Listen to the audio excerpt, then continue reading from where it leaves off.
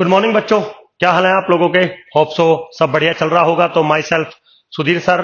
मेरे बच्चों, आज मेरा सेकंड डेमो है आप लोगों के लिए, which is statistics honours semester 3। तो जो मेरा पेपर है वो है मैथमेटिकल एनालिसिस या रियल एनालिसिस, ठीक है। तो एक डेमो मैंने आपको बिल्कुल रियल नंबर सिस्टम पे दिया था, बहुत छोटा सा। आज दूसरा डेमो मैं आपको मेरे बच्चों सीक्वेंस पर बेस्ड दे रहा हूं, क्योंकि ज्यादातर जो टीचर्स हैं आपके कॉलेजेस में वो सीक्वेंस से स्टार्ट करते हैं, राइट।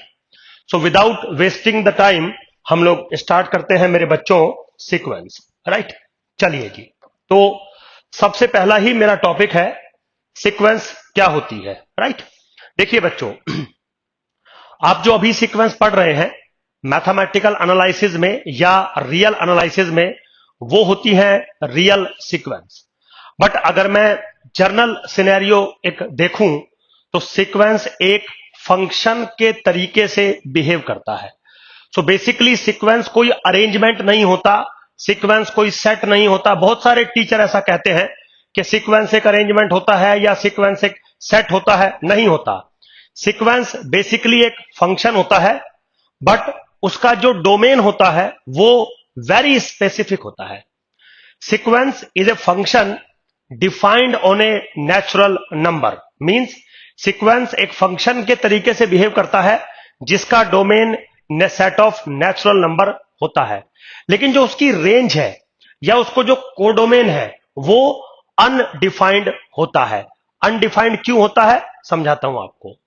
सीक्वेंस बहुत सारे टाइप की बनती है, जैसे real sequence, complex sequence, sequence of functions, sequence of polynomials, sequence of matrices.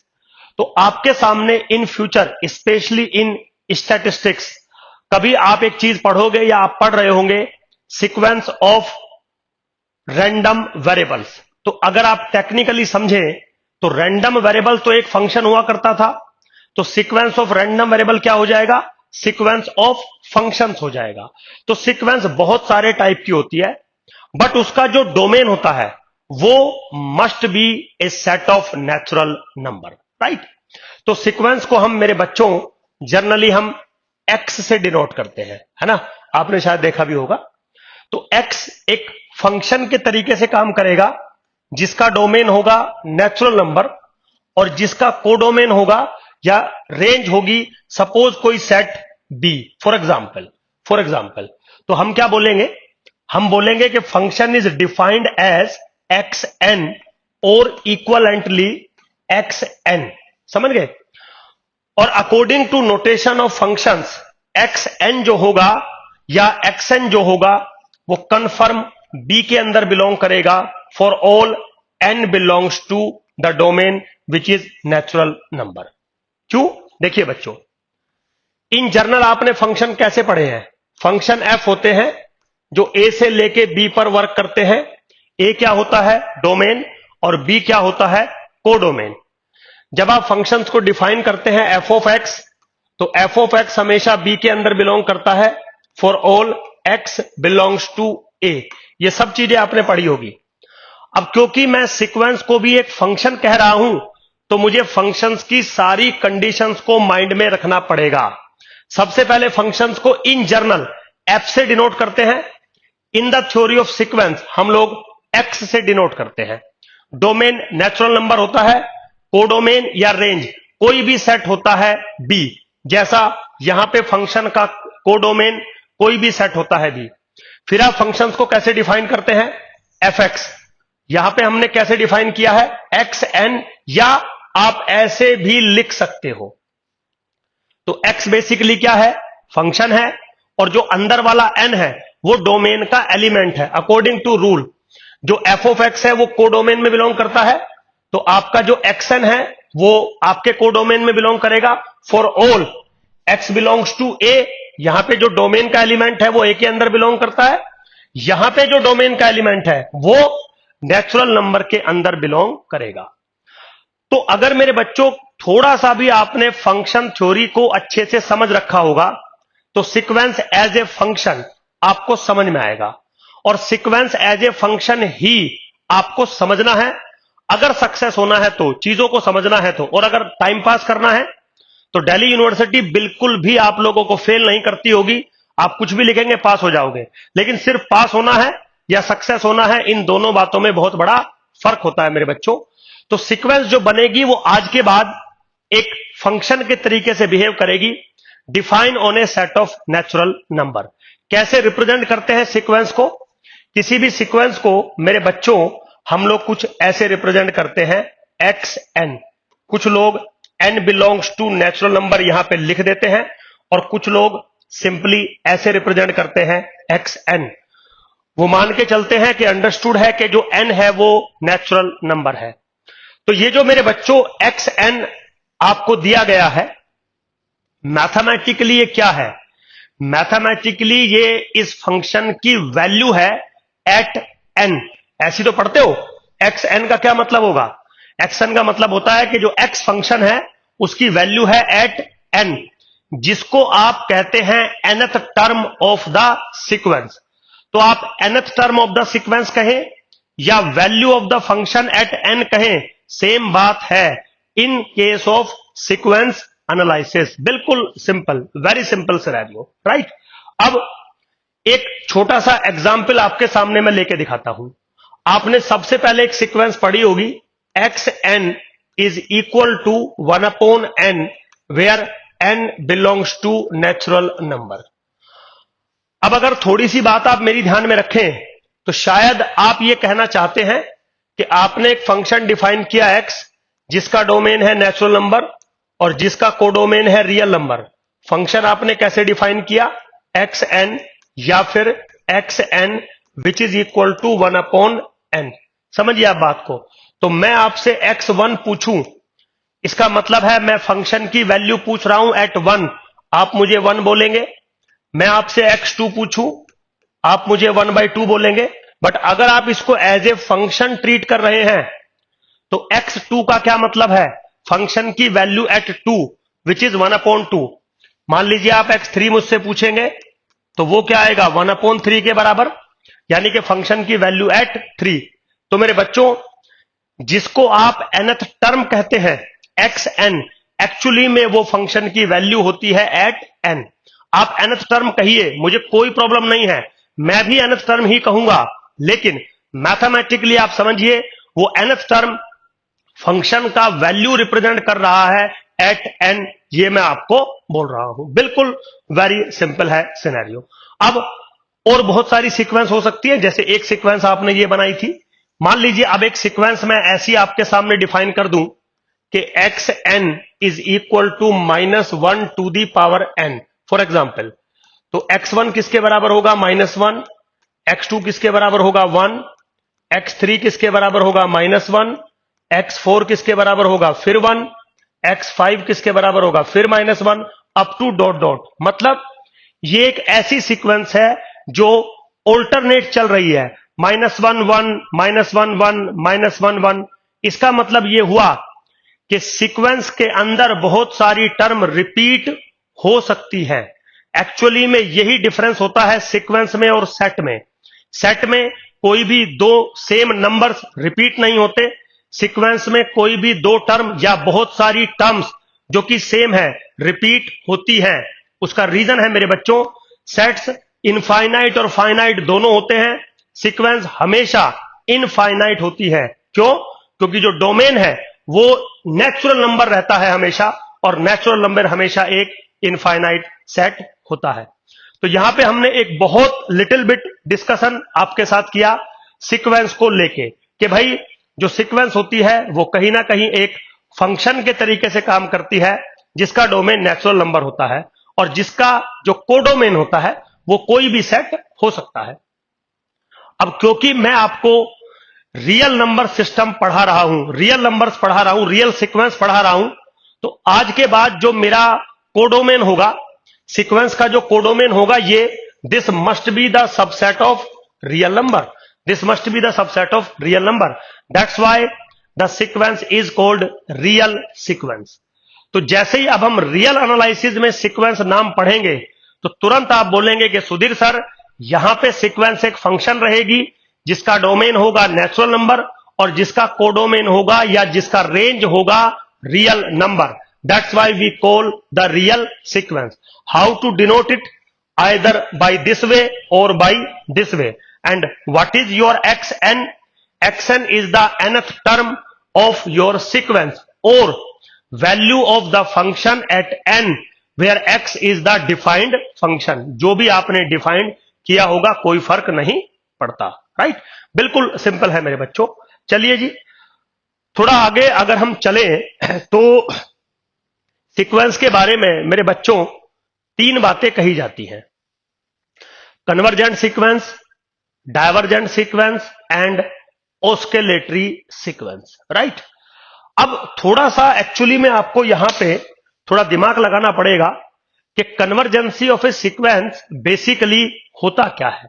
कन्वर्जेंसी of a sequence basically होता क्या है, या डायवर्जेंसी क्या होता है, या ऑस्किलेटरीनेस क्या होता है, सारी बातें हम डिस्कस करेंगे. सबसे पहले आज हम डिस्कस करेंगे कन्वर्जेंसी. देखिए बच्चों, जैसे मान लीजिए मैंने अभी आपसे एक बात पूछी कि बेटा आप एक बात बताइए कि मान लीजिए आपका सीक्वेंस है x n, n belongs to natural number. For example तो आप मुझे x1 भी बता देंगे, आप मुझे x2 भी बता देंगे, आप मुझे x3 भी बता देंगे, अप टू सो ऑन. सारी वैल्यूज आप मुझे बता सकते हैं, x1, x2, x3, xn, कोई प्रॉब्लम नहीं है. सो बेसिकली x1 क्या है? Value of the function eight 1. x2 क्या है? Value of the function eight 2. x3 क्या है? Value of the function eight 3. अब मेरा एक सवाल है कि अगर आपका सीक्वेंस क्या मुझे x इंफिनिटी बता सकता है? x इंफिनिटी क्या है? Value of the sequence at infinity. Sir eight infinity तो हम बताएंगे ही नहीं आपको, क्योंकि इंफिनिटी तो डोमेन में नहीं होता. मैंने बोला चलो ठीक है, आप ये बता दीजिए कि जब सीक्वेंस की value at smallest point of the domain यानी कि 1, उस पे आप मुझे बता रहे हो, सेकंड पॉइंट पे बता रहे हो, थर्ड पॉइंट पे बता रहे हो, तो क्या डोमेन की सबसे बड़ी वैल्यू पर आप मुझे फंक्शन की वैल्यू बता सकते हो जिसको मैं ऐसे रिप्रेजेंट करना चाहता हूं? फॉर एग्जाम्पल, इसका मतलब we are required to find the value of the sequence at infinity. तो आपने बोला सुधीर सर एट इंफिनिटी अगर हमें बताना होगा तो हमें इंफिनिटी को डिफाइन करना होगा. इंफिनिटी को डिफाइन करने के लिए हमने कह दिया इंफिनिटी वो एक नेचुरल नंबर है जो इंफिनिटी से स्ट्रिक्टली छोटा है बट अप्रोचिंग कर रहा है इंफिनिटी की तरफ को. राइट, ये जो नंबर आपके सामने लिखा है, this is the largest point of the domain. मुझे इस पर फंक्शन की वैल्यू चाहिए. तो मैथमेटिशियन ने कॉन्सेप्ट डेवलप कर दिया और वो कॉन्सेप्ट है limiting value. Limit n tends to infinity where n belongs to natural number and n is strictly less than infinity xn. आप मुझे बताइए. समझ गए? So basically this is the value of the sequence at largest point of the domain. ये हमें find करना था. अब इसमें कुछ चीजें आपने किताबों में नहीं देखी होंगी, ये नहीं देखा होगा, ये भी नहीं देखा होगा, सिर्फ ऐसे देखा होगा. उसका रीजन है मैथमेटिशियन अंडरस्टूड मान के चलते हैं कि जो n है वो नेचुरल नंबर है, तो लिखने की जरूरत नहीं है. n ऑब्वियसली इंफिनिटी नहीं हो सकता क्योंकि इंफिनिटी तो रियल नंबर भी नहीं होता. So that's why this is approaching to infinity से काम चल जाएगा. अब यहां पे मेरे बच्चों जो वैल्यू आपको चाहिए थी, ये वाली वैल्यू चाहिए थी, तो मैथमेटिशियन ये कहते हैं कि जब आप ये लिमिटिंग वैल्यू निकालोगे किसी भी सीक्वेंस के रेस्पेक्ट में, तो आपको 5 बातें देखने को मिल सकती हैं. कौन कौन सी 5 बातें देखने को मिल सकती हैं समझाता हूं आपको.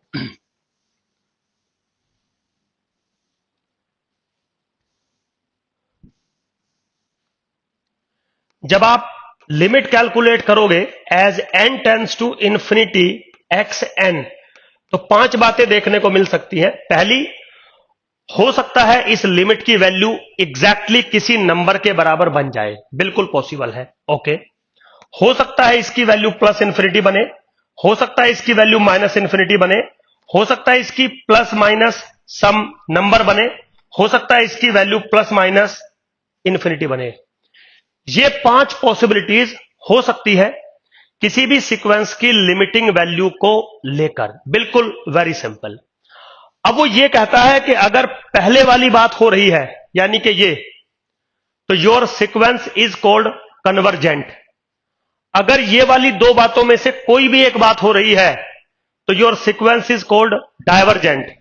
और अगर इन दोनों में से कोई भी बात हो रही है तो your sequence is called oscillatory. अभी हम डीपली डिस्कस करेंगे। अगर ऐसा हो रहा है ऑस्किलेटरी फाइनाइटली, अगर ऐसा हो रहा है तो ऑस्किलेटरी इनफाइनाइटली, अगर ऐसा हो रहा है तो डाइवर्जेस टू प्लस इंफिनिटी, ऐसा हो रहा है तो डाइवर्जेस टू माइनस इंफिनिटी, और अगर ऐसा हो रहा है तो my sequence is convergent and converges to A, and A is called limit or limiting value of the sequence. और कैसे डिनोट करेंगे? डिनोट करेंगे x n converges to A.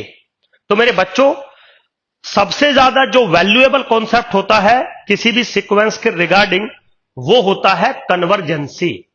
तो अभी मैंने बोला कि जब आप सीक्वेंस बनाते हैं, डिफाइन करते हैं, तो पहले पॉइंट पे सीक्वेंस डिफाइन हो जाएगा, दूसरे पे हो जाएगा, तीसरे पे हो जाएगा, up to so on.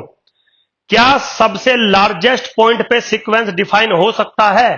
Sudhir sir हो तो सकता है, लेकिन हमें करके देखना पड़ेगा। कैसे करेंगे सुधीर सर? ऐसे करेंगे। ओके, अब जब ऐसे डिफाइन करोगे आप सीक्वेंस को, तो 5 सिनेरियो बन सकते हैं। 5 में से जो सबसे पहला है ये हमारे काम का है, मतलब पढ़ेंगे हम बाकी 4 भी, लेकिन ये मेन है। अगर ऐसा हो जाता है तो sequence is called convergent and converges to A. What is A? You can call A as a limit of the sequence or limit point of the sequence or limiting value of the sequence. आप जो मर्जी कहिए, उससे मुझे कोई problem नहीं है। अब इसको थोड़ा सा और हम एक्सप्लेन करते हैं मेरे बच्चों। आप थोड़ा सा, अगर आपकी सीक्वेंस कन्वर्ज करती है तो उसका यह मीनिंग है, कोई दिक्कत नहीं है। अब एक्चुअली में इसका एक बार मीनिंग समझिए आप। आपको शायद लिमिट का या लिमिटिंग वैल्यू का मीनिंग पता होगा। इसका मतलब यह बिल्कुल नहीं है कि एक्सन ए के बराबर है जब एन टेंड्स टू इन्फिनिटी। नहीं, यह तो सिर्फ लिखा है ऐसा, यह तो रिप्रेजेंटेशन है ऐसी।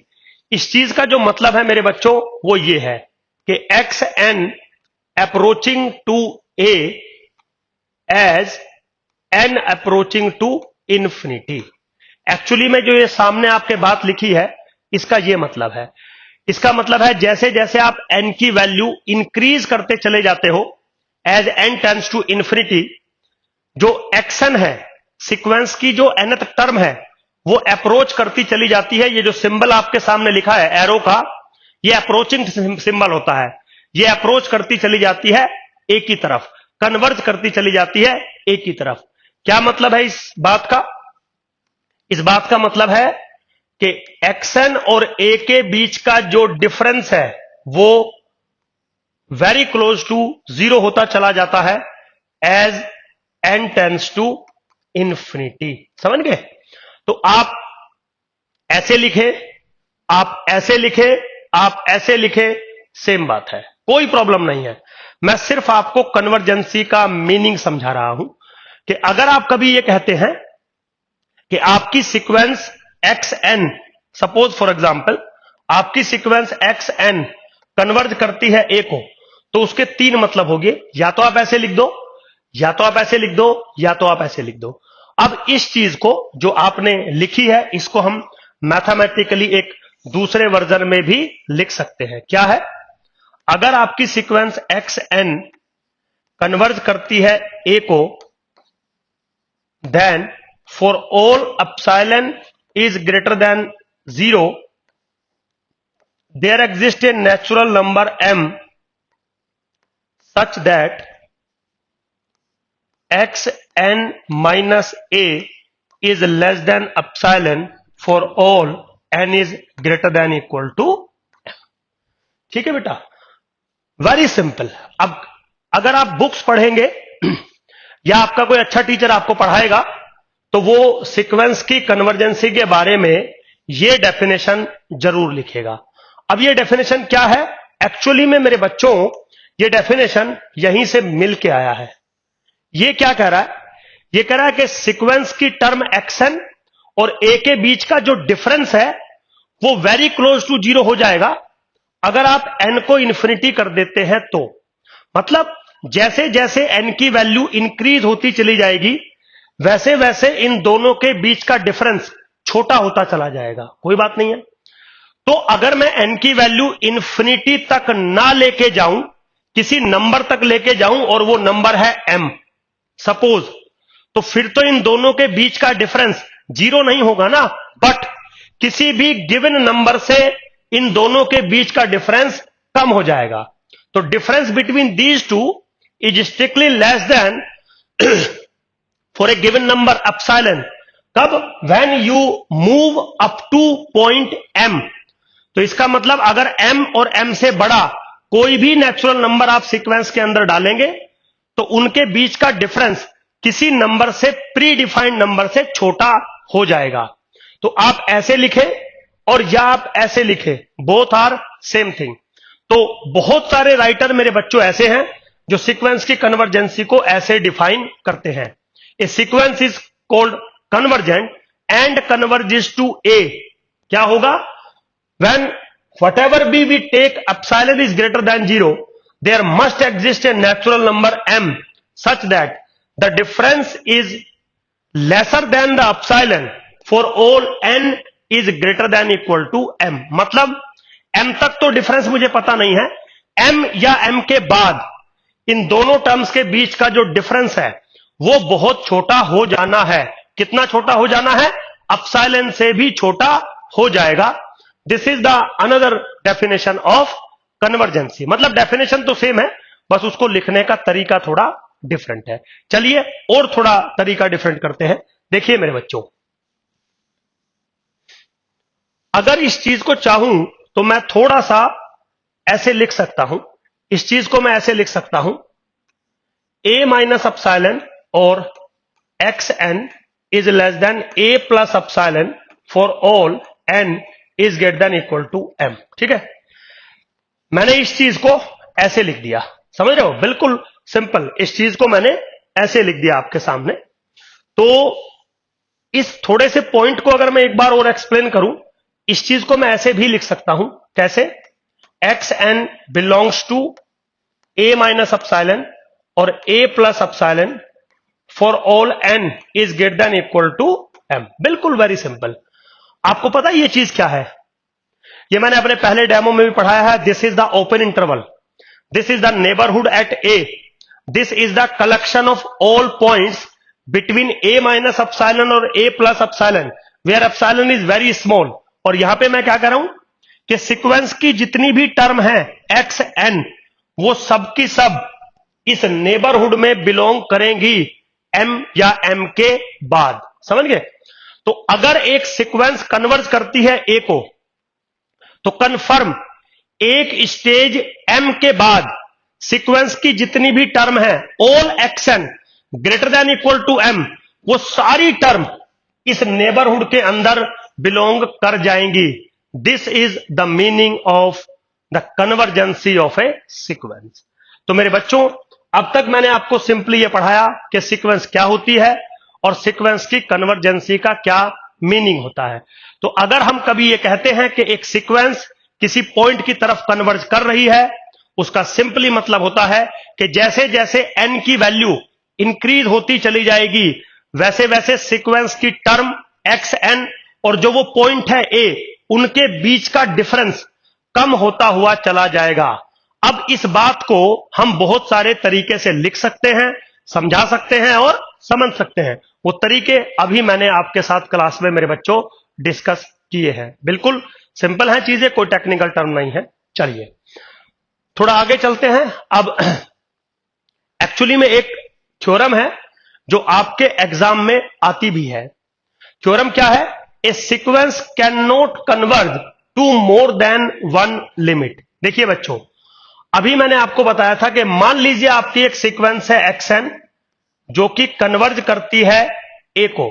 फॉर एग्जाम्पल, तो कन्वर्जेंसी का मीनिंग तो मैंने बताया ही था। मैंने ए को क्या बोला था कि या तो आप ए को कन्वर्जिंग पॉइंट बोल दीजिए, या तो आप ए को लिमिट बोल दीजिए, या तो आप ए को लिमिट पॉइंट बोल दीजिए, doesn't matter.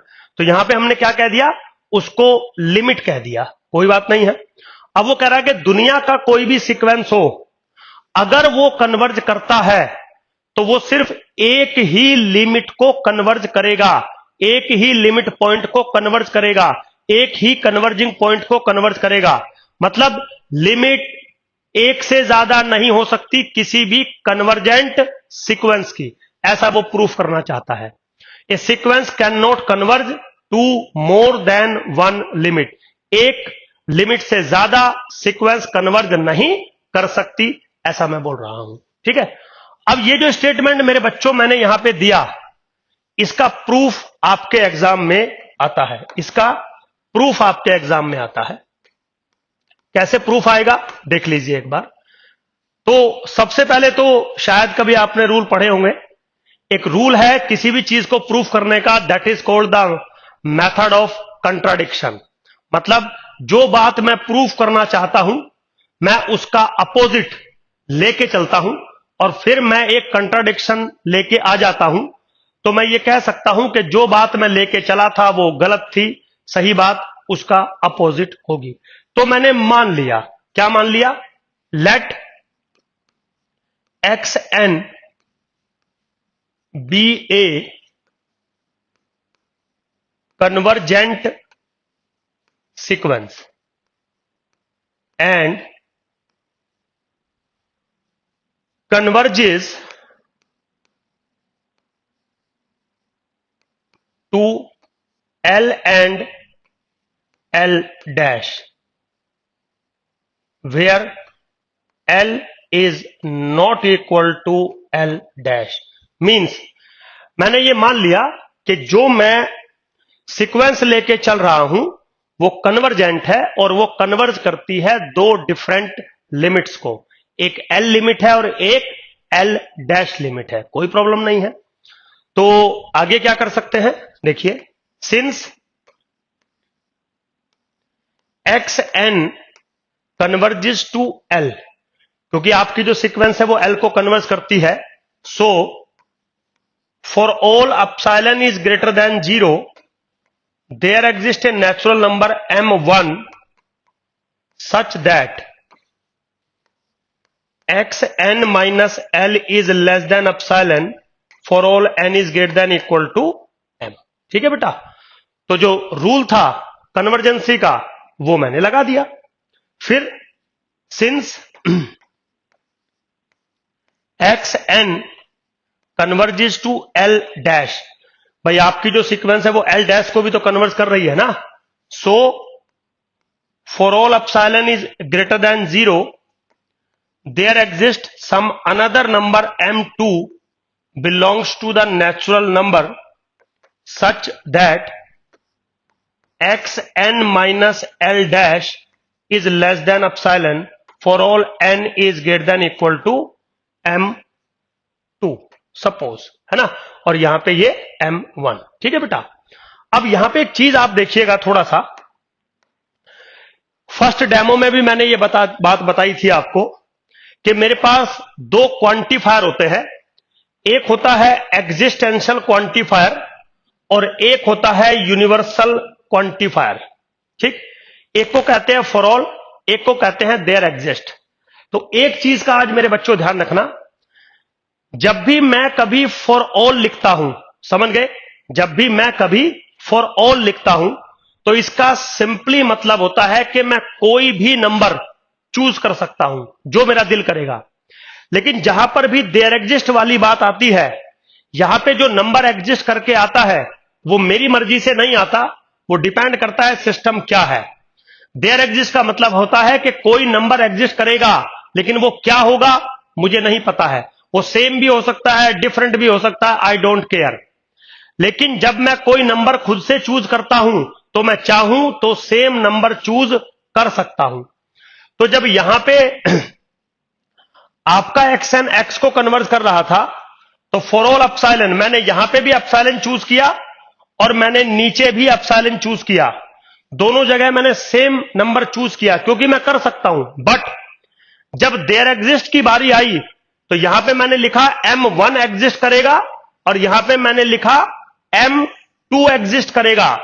Same number exist करेगा ये मैं गारंटी नहीं ले सकता हूं, तो मैंने अलग अलग, सेम हो भी सकते हैं बट मैंने अलग अलग ले लिए कि एक जब XN L को कन्वर्ट करेगा तो कोई M1 एग्जिस्ट करेगा, जब XN L डैश को कन्वर्ट करेगा तो कोई अनदर M2 एग्जिस्ट करेगा जो कन्वर्जेंसी की डेफिनेशन को सेटिस्फाई करेंगे। दैट्स इट, बिल्कुल सिंपल। तो एक रूल मेरा ये बन गया छोटा सा, एक रूल मेरा ये बन गया छोटा सा, 2 नंबर मैं लेके चला हूं, L और L dash both are different. ठीक है बेटा, चलिए थोड़ा सा अब इसको हम हटा देते हैं यहां से।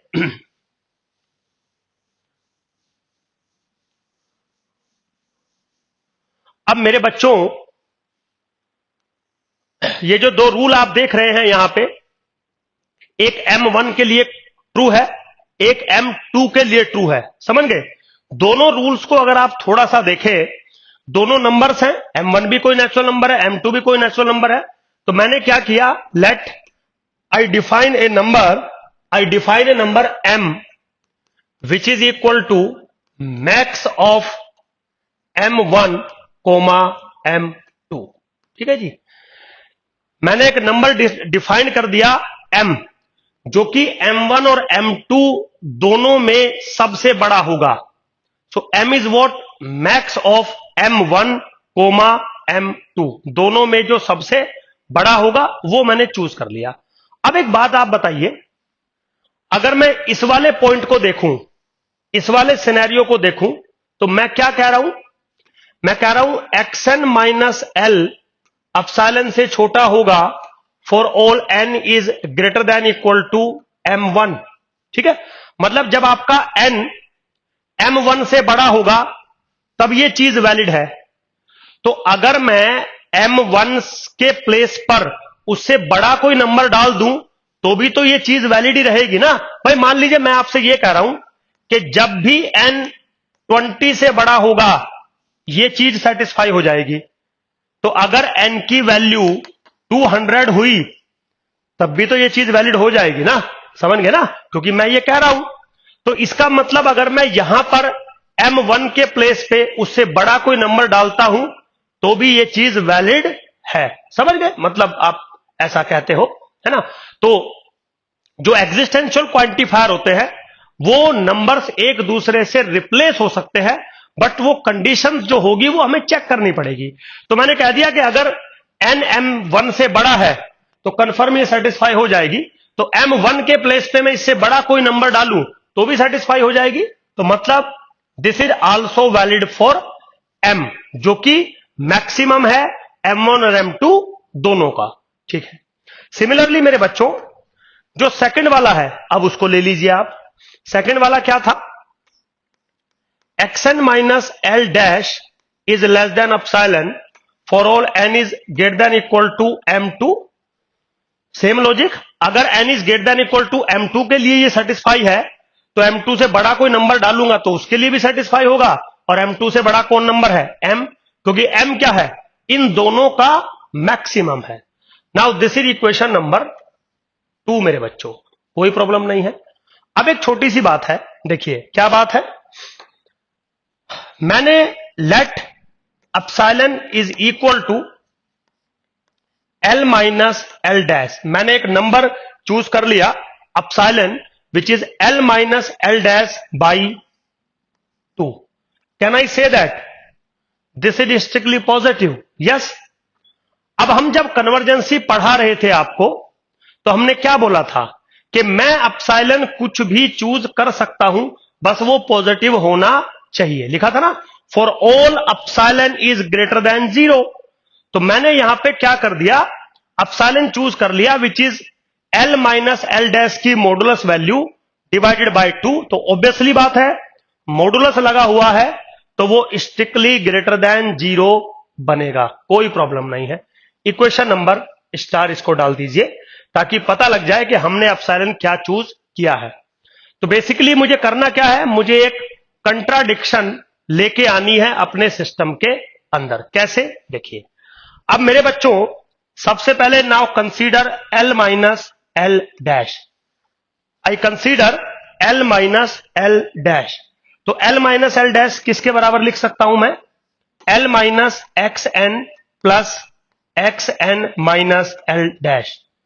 तो क्या किया है आपने? बेसिकली एक्स एन माइनस कर दिया और एक्स एन प्लस कर दिया, कोई प्रॉब्लम नहीं है। अब मैं इस पे ब्रैकेट लगा देता हूं। एक ब्रैकेट मैंने यहां लगा दिया, एक ब्रैकेट मैंने यहां लगा दिया। डन। एक रूल है, मॉडुलस का रूल है, शायद आपने कभी पढ़ा होगा जीवन में। Now this is less than equal to modulus value of L minus x n plus modulus value of x n minus L dash. बिल्कुल लिख सकते हैं, वो पढ़ा है ना, mod of x plus y is less than equal to mod of x plus mod of y. बिल्कुल लिख सकते हैं। अच्छा, ये जो लिखा है L माइनस एक्स एन, आप क्योंकि बीच में मोड लिखा है तो आप इसको एक्स एन माइनस एल भी कर सकते हैं, क्योंकि मोड ऑफ एक्स और mod of minus x same ही बात होती है, ऐसे भी कर सकते हैं। अब बाई इक्वेशन नंबर 1 और 2 आप इसको कैसे लिखेंगे? This is less than epsilon, this is less than epsilon, so this is less than epsilon and this is less than epsilon for all n is greater than equal to m। क्यों? क्योंकि ये चीज less than epsilon है for all n is greater than equal to m, और ये चीज भी less than equal to epsilon है, लेस देन एप्सिलॉन है for all n is greater than equal to m। तो ये भी एप्सिलॉन से छोटा है, ये भी एप्सिलॉन से छोटा है, लेकिन कब? जब n is greater than equal to m। कोई प्रॉब्लम नहीं है। चलिए, this implies what? L minus L dash is strictly less than 2 epsilon. एक एप्सिलॉन ये रहा और एक एप्सिलॉन ये रहा, 2 एप्सिलॉन। बट एप्सिलॉन क्या है? यहां से 2 एप्सिलॉन क्या मिल जाएगा आपको? L माइनस L डैश का mod. This is what? Mod of L minus L dash. तो मेरे बच्चों आप एक बात बताइए, L माइनस L डैश किससे स्ट्रिक्टली लेस है? L minus L dash strictly less than 2 epsilon, और 2 एप्सिलॉन किसके बराबर है? L minus L dash. तो this is strictly less than L minus L dash. बिल्कुल वेरी सिंपल। अब एक बात बताइए, क्या same number L minus L dash का मॉडुलस वैल्यू स्ट्रिक्टली छोटा हो सकता है अपने आप से? मतलब क्या कभी ऐसा हो सकता है कि A is strictly less than A? Is it possible? No. इसका मतलब we get a contradiction over here. तो किस चीज का कंट्राडिक्शन आया है? कि मैं ये मान के चला था कि जो लिमिट है किसी भी कन्वर्जेंस सीक्वेंस की वो 2 हैं, एक L और एक L डैश। तो यहां पे मैंने प्रूफ कर दिया कि ऐसा नहीं हो सकता। अगर ऐसा आप मानोगे तो कंट्राडिक्शन आपको मिल जाएगी। तो by the principle of contradiction method हम ये कह सकते हैं कि कोई भी कन्वर्जेंट सीक्वेंस एक से ज्यादा लिमिट को कन्वर्ज नहीं करती है। बिल्कुल सिंपल है मेरे बच्चों, बिल्कुल कोई रॉकेट साइंस नहीं है। राइट? चलिए जी, अब हम जो बात कर रहे थे पहले कि मेरे बच्चों बहुत सारी ऐसी सीक्वेंस होती हैं जो 3 कैटेगरी हमने बनाई थी, कन्वर्जेंसी, डाइवर्जेंसी एंड ऑस्किलेटरी। तो अब हम बात करते हैं डाइवर्जेंट सीक्वेंस की। तो डाइवर्जेंट सीक्वेंस का मैं आपको हिंट दे चुका हूं। डाइवर्जेंट सीक्वेंस का हिंट था कि limit n tends to infinity x n जब आप कैलकुलेट करोगे तो या तो वैल्यू प्लस इंफिनिटी बन जाएगी और या तो वैल्यू माइनस इंफिनिटी बन जाएगी। प्लस इंफिनिटी बन गई तो डाइवर्जेस टू प्लस इंफिनिटी, और अगर माइनस इंफिनिटी बन गई तो डाइवर्जेस टू माइनस इंफिनिटी। जैसे फॉर एग्जांपल मान लीजिए आपने एक सीक्वेंस लिखी x n is equal to n square, suppose for example. ठीक है? तो इस सीक्वेंस को आप कैसे लिखेंगे? 1 2 का स्क्वायर, 3 का स्क्वायर, 4 का square up to dot dot. अब अगर गलती से आपसे पूछ लूं limit n tends to infinity x n बताइए, तो आप क्या लिखेंगे? Limit n tends to infinity n square. Now this is what? Plus infinity. तो आप क्या कहेंगे? Sudhir sir, this sequence is divergent and diverges to plus infinity. ठीक है बेटा? यहीं पे मेरे बच्चों अगर मेरे पास एक सीक्वेंस होती minus n square, suppose for example, तो सीक्वेंस क्या होती? -1 का स्क्वायर, -2 का स्क्वायर, -3 का square up to dot dot. तो यहां पे अगर मैं आपसे पूछता limit n tends to infinity x n बताइए, तो आप बोलते limit n tends to infinity minus n square which is equal to minus के इन्फिनिटी। तो आप कहते कि my sequence is nothing but diverges to minus infinity. तो जो डाइवर्जेस टू प्लस इन्फिनिटी होती है वो इंक्रीज होती चली जाती है, उनका कभी भी अपर बाउंड नहीं मिलता। जो डाइवर्जेस टू माइनस इन्फिनिटी होती हैं वो डिक्रीज होती चली जाती हैं और उनका कभी भी लोअर बाउंड नहीं मिलता। समझ गए? तो इंक्रीजिंग है और बाउंडेड अबाउ नहीं है तो डाइवर्ज कर जाएगी, डिक्रीजिंग है और बाउंडेड बिलो नहीं है तो कन्फर्म डाइवर्जेस कर जाएगी। ऐसा हम लोग डिफाइन करते हैं। ठीक है बेटा, बिल्कुल सिंपल है। अब आगे चलते हैं। अब थर्ड पॉइंट आता है ऑस्किलेटरी सीक्वेंस। ऑस्किलेटरी का मतलब होता है अप एंड डाउन, ऑस्किलेट करना ना, जैसे वो समुद्र की लहरें करती है, साइन का ग्राफ करता है, कोस का ग्राफ करता है। लेकिन ऑस्किलेटरी दो टाइप का होता है, ऑस्किलेट इन ए फाइनाइट रीजन और ऑस्किलेट इन ए इनफाइनाइट रीजन। समझ गए? बिल्कुल दो टाइप का होता है। तो ऑस्किलेटरी पे मैंने आपको बताया था कि कुछ इस तरीके से बिहेव होगा। Limit n tends to infinity x n अगर कभी बराबर बना प्लस माइनस सम नंबर के, मतलब कभी प्लस नंबर कभी माइनस नंबर, कभी प्लस कभी माइनस, कभी प्लस कभी माइनस, तो this category is called oscillatory finitely. जैसे मान लीजिए आपका सीक्वेंस है -1 to the power n, suppose for example -1 to the power n। तो मेरे बच्चों इस सीक्वेंस को अगर आप लिखेंगे तो पहली टर्म आएगी -1, दूसरी 1, फिर आएगी -1, फिर आएगी 1, फिर आएगी -1, फिर आएगी 1, अप टू डॉट डॉट करते हुए चले जाइए, करते हुए चले गए। तो एक बार टर्म 1 आ रही है, फिर -1, फिर 1, फिर -1, -1, 1, -1, 1, माइनस अप टू सोन। तो आपकी जो फर्स्ट टर्म है वो -1 है, सेकेंड टर्म फिर 1 हो गई, थर्ड टर्म फिर -1 हो गई, फोर्थ टर्म फिर 1 हो गई। मतलब जितनी भी ओड टर्म है वो सब -1 है और जितनी भी इवन टर्म है वो सब 1 है। तो ऑस्किलेशन हो रहा है 1 और -1 के बीच में, which is a finite scenario. तो जब आप इस पे लिमिट लगाएंगे, जब आप इस पे लिमिट लगाएंगे as n tends to infinity -1 to the power n, तो अब आपको तो पता नहीं n tends to infinity even होता है कि ओड होता है। तो आप क्या बात बोलेंगे? दो बात बोलेंगे, सुधीर सर या तो +1 वैल्यू बनेगी या तो -1 वैल्यू बनेगी। मतलब वैल्यू तो एक ही बननी है ना, लेकिन हम कंफ्यूज हैं, हमें पता नहीं है +1 बनेगी या -1 बनेगी। तो हमने क्या लिख दिया? +-1। सेम सिचुएशन आ गई। मतलब this sequence is oscillatory finitely. ठीक है बेटा, चलिए अब लास्ट वाला केस बचता है कि भाई मान लो limit n tends to infinity x n मेरा बन जाए +-इन्फिनिटी। मतलब कंफ्यूजन रहे कि प्लस इन्फिनिटी भी हो सकता है, माइनस इन्फिनिटी भी हो सकता है। तो this is called oscillatory infinitely. जैसे सपोज फॉर एग्जांपल मान लीजिए आपने एक सीक्वेंस बनाई -1 to the power n into n, एक सीक्वेंस ऐसे बनाई।